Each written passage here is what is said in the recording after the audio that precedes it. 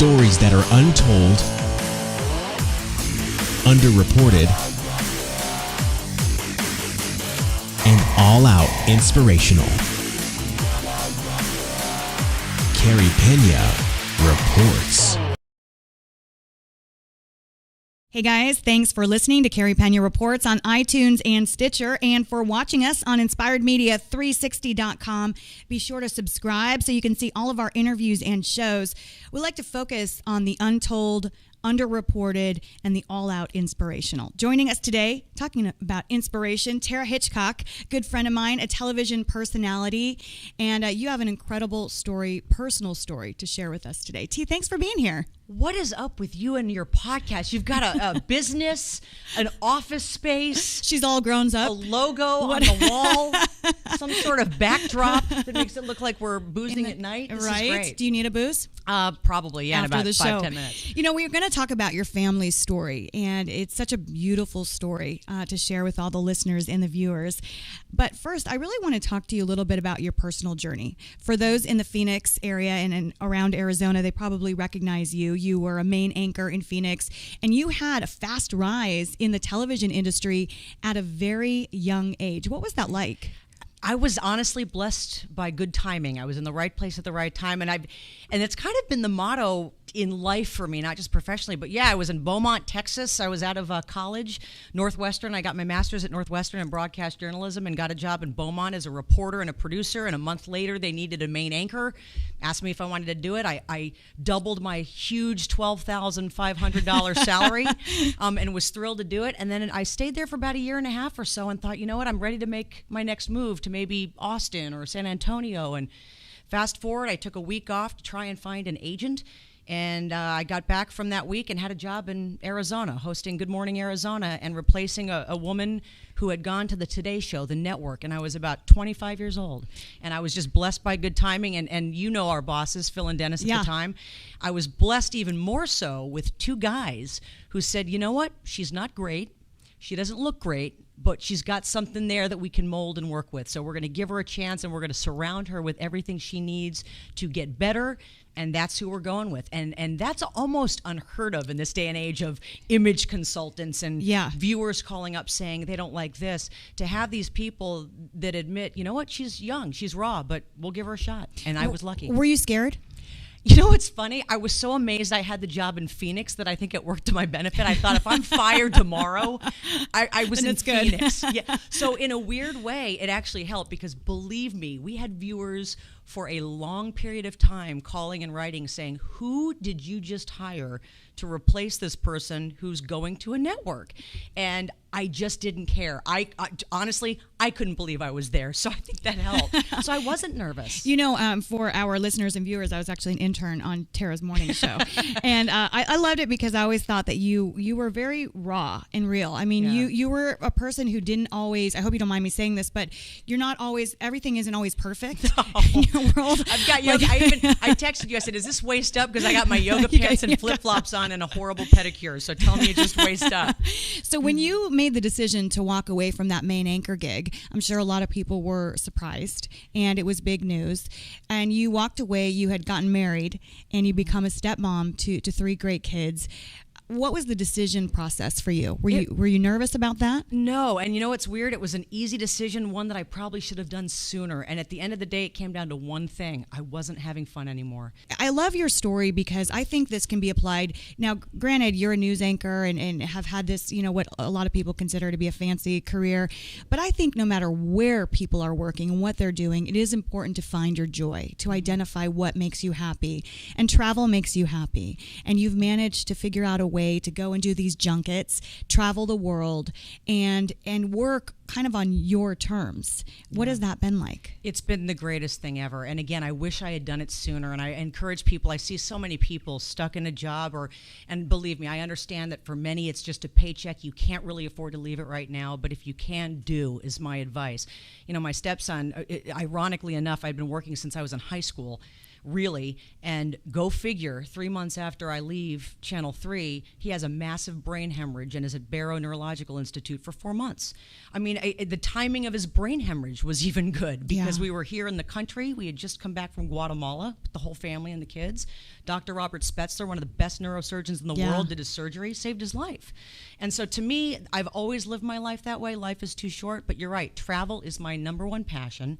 It's the thing, honestly, I'm best at. I've had friends, Kurt Warner and his wife had me redo their whole trip they were taking and plan it for them. I love it. I can do it all day long.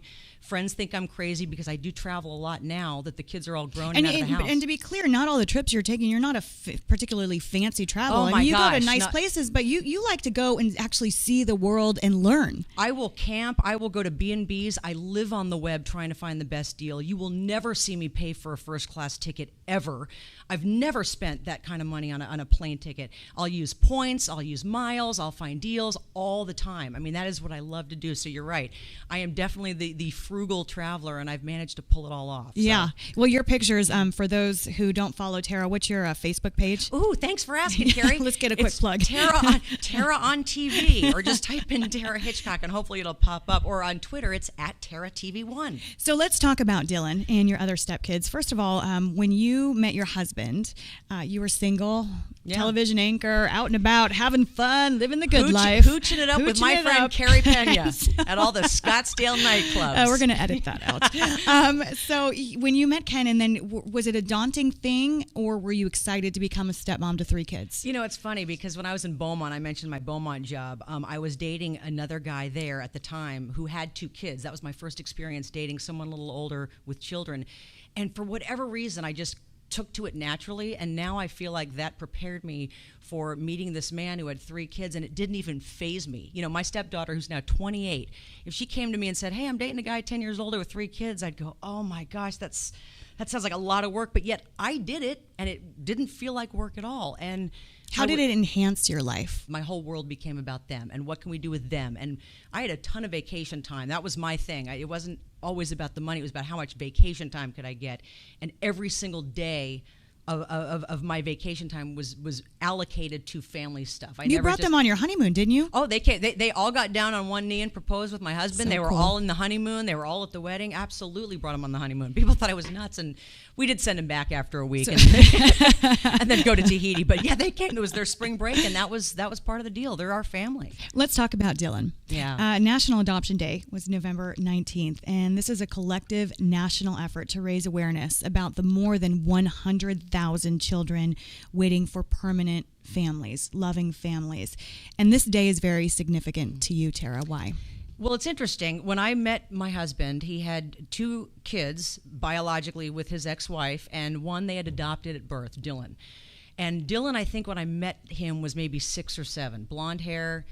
His eyes are not the same color as mine, but one of the first questions he asked me when he met me was, are you my real mom?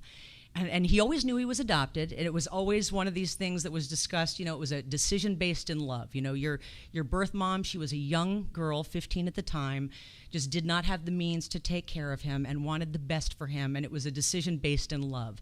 But when he asked me that, my answer initially was, I wish, but I'm not. But I'll bet your mom loved you so much that she wanted to find a family, and she was insistent on this, finding a family that had other siblings, because she wanted this boy to grow up with, a brother, a sister, just somebody else. That was one of the things. Since then, it's funny. It would come up a lot as he grew older, but in strange ways. I remember one year, maybe a few years later, Dylan said, "Hey, my New Year's resolutions are play more Xbox and find my real mom." Random things, or maybe he wouldn't bring her up. So you knew it was weighing on his mind. Completely. And as he grew older, I saw it weigh on his relationships. And, I would talk to my husband. I go, we got to find, this wouldn't be that difficult to find, quite frankly. It wouldn't take a lot of effort. They knew the woman's name. He had kept in touch with her for a few years, sending her a photo every year. And then that kind of ended. But I was just convinced, why isn't anyone working at this?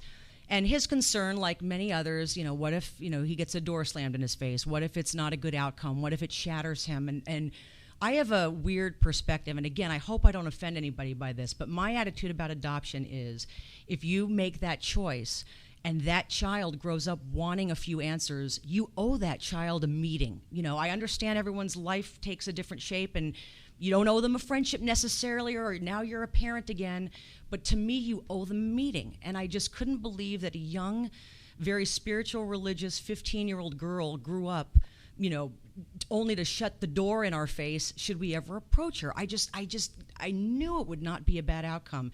Finally, it was only a couple years ago, 19 years old, and I'm a big spier. I'm a big believer in spying on the kids, especially the ones that get into trouble. I don't ever use it against them, but I file that information know what's away. going on. Absolutely, and it's a lot of strategy involved. And I'd read an entry or a letter he had written to a friend of his, a girl, and he just poured his heart and soul out again about his birth mother. And even with his health crisis, when he was 16 years old at Barrow, one of the things he asked me, he goes, "Do you think my real mom knows I'm here?" And I said, "You know what, Dylan, I don't know if she does or not." I go, I would love her to know that you're here, because I'll bet she'd come and see you. I didn't know what to say at the time. I want to ask you, did the health crisis that you all went through, because it was very extreme, right? I mean, very extreme. He honestly shouldn't be here. He should have died, but he did not. I mean, it was a miracle. The doctors at Barrow are just so good at what they do. He had what's called an AVM, out of nowhere, an arteriovenous malformation that just ruptured. And a certain percentage of the population has this thing. You never know when it's going to happen, and when it does, usually it leads in death. Did that change you, Tara, and change or accelerate the decision that had been sort of lingering about potentially finding his birth mom? Because when you are faced, and we cover these situations, too many to count, tragedies that you and I have covered over the years. But when you're faced with a tragedy and your child facing a life or death, boy, that things come clear real quick. Well, it did, but it reinforced what I'd already wanted to do. So sure enough, a few years later, I found her on Facebook. And it was right before, it's going to be an anniversary, because it was New Year's Eve. And I thought, do I just overwhelm her on New Year's Eve with this information? And it turned out to be the best thing I ever did. I emailed her. I didn't wait. She responded within a few hours, and it was unbelievable what unfolded. He wanted to meet her instantly. We drove down to Oceanside, California. He's actually now living with her. He's made some interesting decisions over the past few years, and he's now with her. And last Thanksgiving's this weekend, and we had her. Dylan has 2 half-sisters. We had all of them in Arizona so they could meet Dylan's siblings, see my husband, obviously, and my whole extended family. And it's been, I know everyone's outcome will not be that, but it's been the biggest blessing since my wedding day that I've ever experienced or witnessed. What do you want to say to people talking about National Adoption Day? To me, it is just so tragic how many kids are left in foster care, especially kids who are about to age out and they never have families. What do you want to say about being a mother of a child who you guys brought into your home, your husband and his ex-wife, and then you later on coming into the picture? What has it been like to be an adoptive mother? Well, stepmom and adoptive mother, to me, it goes back to one thing my husband said years ago: kids can never have enough love. At the end of the day, that's all you need to know. So whether you have 1 mom, 2 moms, 3 moms, who cares? I mean, a kid can never have enough love. I've got a girlfriend, Amy Carney. She wouldn't mind me saying this, because Amy and Keith Carney used to play for the Phoenix Coyotes. They've got 4 biological children, and this weekend on National Adoption Day, they went through and adopted an older boy, their new son, and I couldn't be more proud of them. And they've been foster parents before. It's a beautiful thing, but at the end of the day, I always remember what my husband said: kids can never have enough love. I love that. That's it. So, T, for you today, it seems like on so many levels, as we just talked about your career and with your family, it's kind of about really seizing life, right? And not waiting. It really is. And I know it sounds so trite. Life is too short. I mean, we did stories on Barrow, when I was at Channel 3 all the time, but until you have a kid who's in a coma, and your entire world is now dependent on these doctors, you really don't get it. And I just see it happen too often. I mean, how many stories do we do about the healthy 60-year-old who drops dead hiking Camelback? Or it just could happen at any moment. And it's trite, but it's so true, but it's just reinforced how I've always lived my life. You Carpe Diem is kind of seize the day, and that's what I firmly believe. All right, what was Tom Cruise like? Oh my gosh, and then we gotta go. Nicest. I know people say he's so strange. The nicest guy to everybody. I've never seen besides The Rock, I've never seen a celebrity sign more autographs, be nicer to his fans. He gets a bad rap, huh? He does, but I know a lot of it has to do with the whole Scientology thing, but in terms of just watching him interact, I've never seen anyone better. except The Rock. The Rock. Isn't he like the sexiest man on People's Magazine right now? He is, and he should just be that cover for the next. It should be like a Supreme Court appointment. It's just a lifetime thing. He is unbelievable. Smelling what The Rock is cooking. Tara Hitchcock. T, thanks. And where can people find you once again? Okay, Facebook, Tara on TV. Actually, my website's taraontv.com, Yeah. but quite frankly, I have to update that. But that will link you to my Phoenix Magazine articles, the Harkins stuff. I do a ton for Harkins. Hopefully, if you go to a Harkins theater, you see my big fat face on the TV monitors. I see your in mug there. come on up there. There Go, you hey, go. I know her. We love Dan Harkins and the whole Harkins family of a gazillion theaters in 5 different states. So there, and taraontv.com, and that'll link you to everything. All right, T, thank you so much. And thanks to all of you for being here. We always appreciate you and your feedback. You can find us online at inspiredmedia360.com. Today's show produced and engineered by Shannon The Rock Hernandez. Oh, smell what Shannon's cooking. Brought to you by Inspired Media 360. Until next time, stay inspired.